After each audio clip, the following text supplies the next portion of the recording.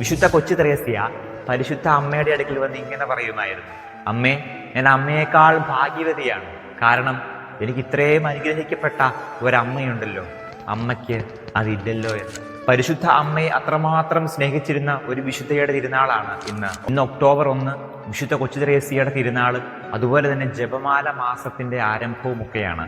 ഏത് വിശുദ്ധരുടെയും ജീവിതം പരിശോധിച്ചു നോക്കാം, എല്ലാവരും പരിശുദ്ധ അമ്മയെ അത്രമാത്രം സ്നേഹിച്ചിരുന്നവരാണ്. വിശുദ്ധ പാതിരെ പിയോ, ജീവിക്കുന്ന ജപമാല എന്നൊക്കെ അപരനാമത്തിൽ അറിയപ്പെട്ടിരുന്ന ഈ വിശുദ്ധൻ ഒരു ദിവസം 40-ൽ പരം ജപമാലകൾ ചൊല്ലിയിരുന്നു.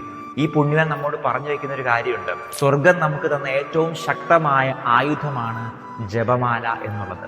ഭൂതോച്ചാരണം നടത്തിയിരുന്ന ഫാദർ ഗബ്രിയേൽ ആമോർത്ത് ഇങ്ങനെ പറയുന്നുണ്ട്: ഒരു നന്മ നിറഞ്ഞ മറിയമേ എന്ന പ്രാർത്ഥന നമ്മൾ ചൊല്ലുമ്പോൾ പിശാചിന്റെ നെറ്റിയിലേക്ക് ഒരാണി അടിച്ച് കയറ്റുന്ന അത്ര ദുസ്സഹമായ വേദനയാണ് അവൻ അനുഭവിക്കുന്നത് എന്നുള്ളത്. വിശുദ്ധ ലൂയിസ് ഡി മോൺഫോർട്ടിന്റെ ദിവ്യരഹസ്യങ്ങളുടെ പുഷ്പകിരീടം എന്ന പുസ്തകത്തിൽ പല വിശുദ്ധരുടെയും ജീവിതത്തിൽ നടന്ന പല സംഭവങ്ങളും എടുത്തു കാട്ടിക്കൊണ്ട് അദ്ദേഹം പറയുന്ന ഒരു കാര്യമുണ്ട്: ഒരു നന്മ നിറഞ്ഞ മറിയമേ എന്ന പ്രാർത്ഥന നമ്മൾ ചൊല്ലുമ്പോൾ അതൊരു റോസാപ്പൂവായിട്ട് മാതാവിൻ്റെ അടുക്കൽ എത്തുകയും മാലാഖമാർ അതെടുത്ത് മാതാവിന് കിരീടം പണിയുകയും ചെയ്യുന്ന പല കാഴ്ചകളും പല അനുഭവങ്ങളും അദ്ദേഹം പങ്കുവെക്കുന്നുണ്ട്.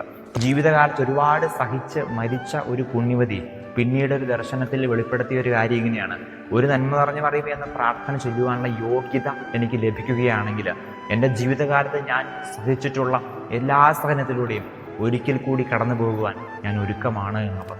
ഈശോയിലേക്കുള്ള കുറുക്ക് വഴിയാണ് പരിശുദ്ധ അമ്മ, മാതാവിലേക്കുള്ള എളുപ്പ വഴിയാണ് ജപമാല. കത്തോലിക്കാ സഭയുടെ മതബോധന ഗ്രന്ഥം നമ്മെ പഠിപ്പിക്കുന്ന ഒരു കാര്യമുണ്ട്: പിശാച് തൻ്റെ സർവ്വശക്തിയും ഉപയോഗിക്കുന്നത് ഒരു വ്യക്തിയെ പാപത്തിൽ വീഴ്ത്താനല്ല, ഒരു വ്യക്തിയെ പ്രാർത്ഥനയിൽ നിന്ന് അകറ്റാൻ വേണ്ടിയിട്ടാണ്.